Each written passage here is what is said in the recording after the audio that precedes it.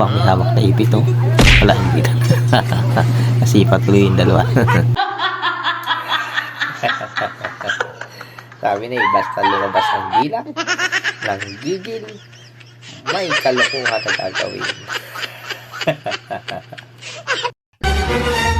Mahal, Oh, di ba sabi mo sa akin nung nireregalo mo pa lang ako, mahal na mahal mo ako?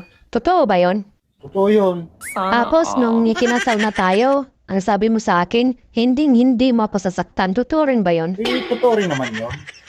Bakit kagabi, nung nag-aaway tayo, ang sabi mo sa akin, ayaw mo na sa akin at sawang-sawa ka na sa ugali ko. Mas lalong totoo yun.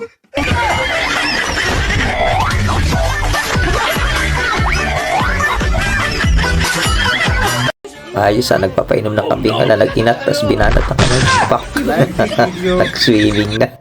Yun, nabatukan tuloy. Ba't kasi dyan ka lagi inat?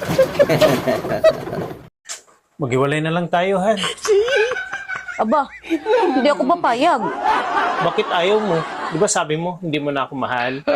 Kasi nga, bihira na lang lalaking kagaya sa'yo. Bakit mo nasabi? Kasi, sa panahon ngayon, ikaw na lang ang supot.